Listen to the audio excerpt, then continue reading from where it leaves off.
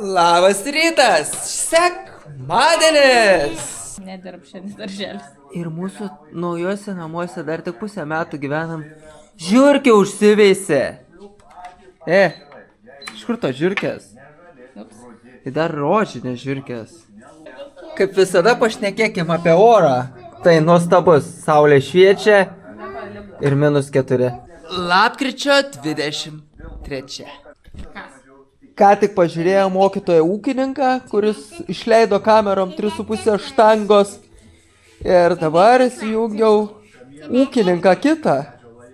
Ir apie kameras pagalvojus, tai... Blemba, kiek aš pinigų irgi išvaiščiu ant kamerų, ant mikrofonų ir taip toliau. O dabar apsistojau tiesiog su viena kamera, net be mikrofonų. O vėliau iš vis, va, su šito filmuoji. A ne? Su savo telefonu. Na, tiesiog su telefonu. O mano va šita va kamera be nieko. Tiesiog kamera. Tai, kuri baigi išsikrauti, 15% liko. Čia va yra mano perliukai, va. 400 eurų plus mikrofonas 100 eurų. Kita kamera lygiai tokia pat, 400 eurų. Kita kamera biški kitokia, Sony, jau 4K. Tai 805 eurų. Ir daugybė čia visokio Ai, va tas va. Tai irgi buvau fotiką nusipirkęs. Fuji filmą. Tai ir jai pirkau šitą stabilizatorių. Tai gal 3 kartus panaudojau. 200 su virš eurų. Po to mikrofonas, kuris sulūžo po nežinau kiek laiko, 100 kažkiek eurų. Tai ir dar vieną dėžę turiu. Tai viską reikia čia prastumti. Bent kažkiek eurų susirinkti atgal. Ir galų gale atrandi, vat, mažytę kažkokią patogią kamerą, kurią gali kišenį pastoviai laikyti ir visada vietoj ir laiku jinai. Ir labai gerai baterija laiko, jau 13%. Apie tą fotiką, kur šnekėjau Fujifilm, tai panaudojau irgi pusę metų, kiek į ten, net ne pusę metų, kelis kartus, bet pusę metų paturėjau ir dar nemažai atgavau. Mokėjau apie 600, pardaviau už 300, nu tai pusę atgavau. Ta pačia GoPro irgi, kelinta, ten 12 buvo, tai irgi pirkau už beveik 500 su mikrofonu ten papildomu ir pardaviau už 130. Labai džiaugiuosi, kad per tuos metus atsirado DJI-us šitos va mažos kamerytės. Kaip laikosi mūsų namai? Tai va 22,5, beveik 23 laipsniai ir kiek čia gaunas 55 drėgmė. O vandens temperatūra yra dabar 27 laipsniai. Šilumos siurblys šildo. Čia boilerio temperatūra, jeigu ką, ne namų, o čia lauko. Boilerio daviklis čia yra žemai, tai yra 21 laipsnis, tai atrodo ledinis vanduo, o realybėje yra čia, virškiam. Vasara boileris, kai būna nuo saulės šyla, tai jisai būna apačioj, pavyzdžiui, ten koks 20 laipsnių, o pačiam viršui gali būti net 80 laipsnių. Tas vertikalus boileris labai skirtingas temperatūras gali turėti. Šiandien nešala, matos, drėgmės lauke nėra. Ir jau atsirado ledukas. Bet įtariu, kad šį mėnesį už lapkritį turbūt sąskaita bus kokie minimum 800–900 kW. Na, o ką aš čia noriu šiandien padaryti, tai vieną funkciją. Pasiimti ir tiesiog su pieštuku prisipiešti va tokių va brūkšniukų. Nes lauke minusas ir nieko kito negaliu veikti, tik tai sausus darbus atlikti. O betonas nežinau, ar sukietėjo. Matos, kad ne. Na tai, palikim dar šildytis. O senesnis sušalo. Bet nesukietėjo. Tai palikim dar šildytis. Ir aš koks kaušas.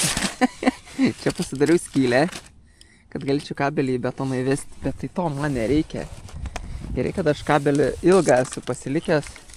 Tai kai atšils žemė, man reiks atsivesti jį čia per vidurį ir padaryti dar vieną mini pamatuką šitam varikliukui. Tai gerai, kad mano tas kabelis čia belia kokia ilgio, tai galiu nesukt galvos dėl to. Tai va dabar su pieštuku tiesiog prisižymėsiu tokių šudukų, brūkšniukų.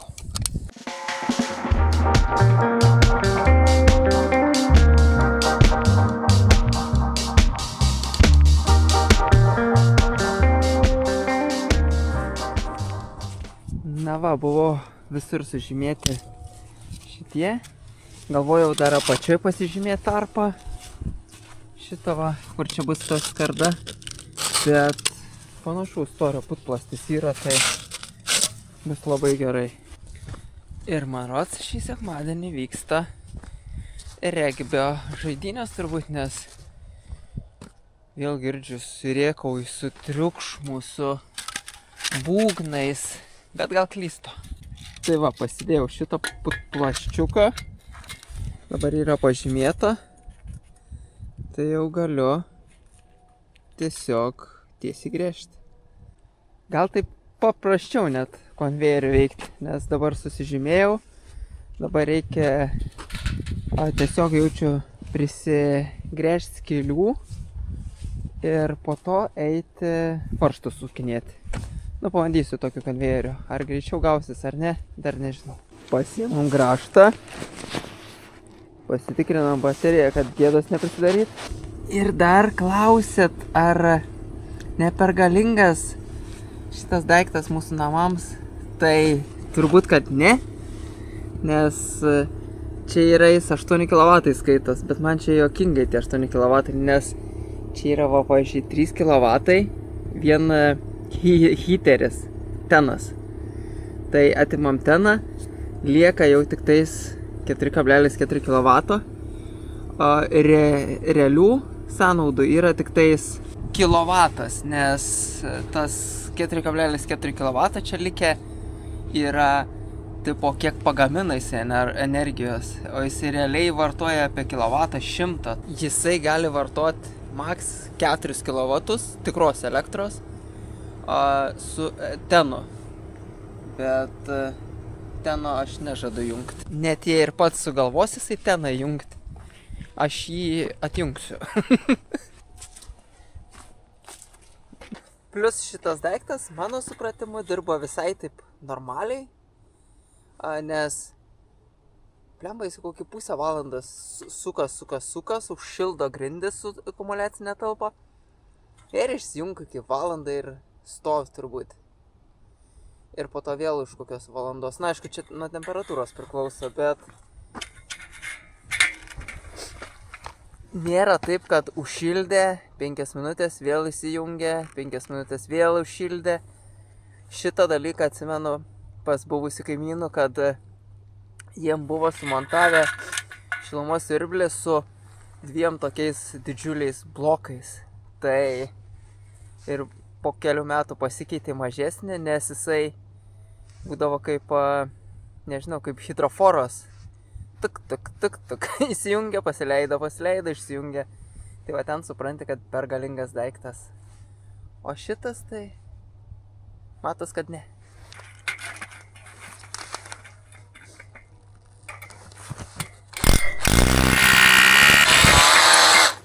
Sakiau, darysiu konvejeriu, bet ne. Jaučiu pratingiau bus atsinešti suktuką, varžtą ir daryti ne konvejeriu, o išsigręžti vieną skylę, prisisukti profilį ir po to gręžiotis. O dabar tą skylę, kur pasidariau, gręžiosios, tiksliau ją prisisuksiu tą skylę ir sekančius tada gręšiu jau po to, nes dabar iš akies gali būti, kad į kitą skylę nebepataikysiu, nuklysinai, na ir prisidirbsiu. Iš pat pradžių galvojau, kur reiks man visus tos likučius sunaudoti, visokių varžtų lieka, kaip va čia šitų buvo likę bele kiek, bet eina jie, tie likučiai eina. Ir bele kokiu greičiu jie baiginėjasi. Ypač prie tvoros.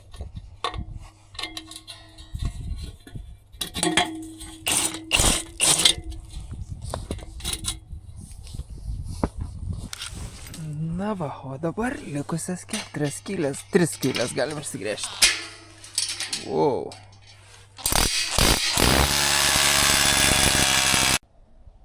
Na va, gražiai profiliai susukti. Ir, aišku, vienoj dalyčiai tiktais. Bet mažoji tvora realiai baigta. Lentų reikia prisipjauti ir galiu sukišti.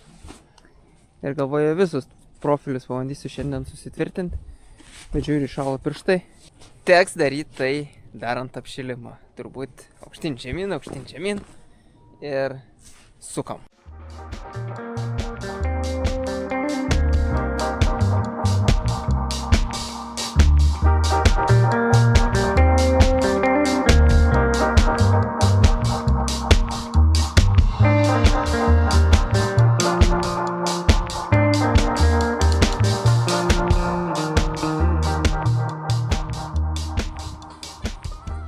Neabejoju, kad aš šiandien šitus profilius susuksiu, nes gan greitai einos. Ir be abejo myliu šitą kamerytę, nes aš ją palieku čia ant timelapsą ir jinai belia kaip sušalus, minusinė temperatūra, mygtukai vos spaudžias nuo to šalčio, arba čia mano pirštai tiek užšalę, bet rodo pilną bateriją, kaip pakroviu taip ir yra, įsivaizduojat? Su GoPro būdavo timelapsą nesvajok be šito pakrovėjo, be powerbanko, nes tiesiog kaip sekundės ten krisdavo procentai. O šitai nusispjauti. Sakiau, tvorą pabaigsiu. Nemažai šiaip padariau, pritvirtinau šitų. Aišku, tik tai su 2 varžtais ir 2 skylės iškart išsigrėžiu, bet varžtų neturiu. Liko 1, 2, 3, 4, 5, 6 tarpai. Ir darysiu tvorą, kol varžtai išskirs mus. Tai jau išskyrė. O kas toliau? Reikia eit pasikuist šiukšlynę, gal dar kokių varžtų rasiu. Teko sugrįžti, nes radau dar saujelę.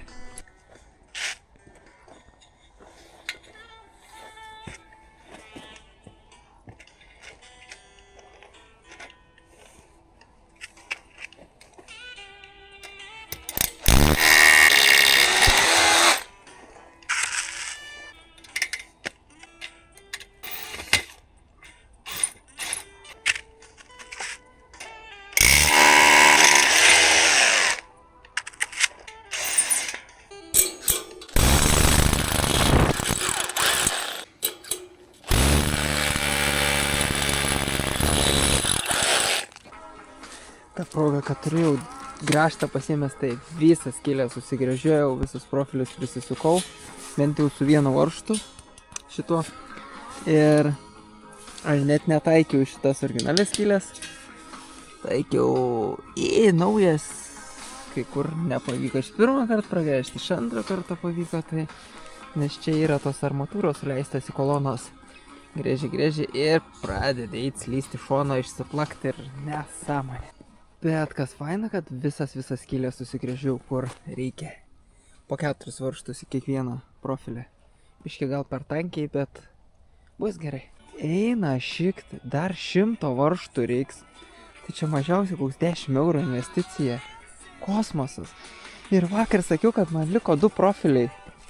Tai šitą nepaskaičiau, kad reiks nusukti tuos medinius daiktus ir pakeisti metaliniais profiliais. Gerai, kad aš jų neišmečiu į metalą. Ką, reikia nusipirkti 100 varžtų ir kažką daryti. Tai yra susukti jos atgal, kur priklauso. Ir liko man šitie 2 gražuliukai vakar.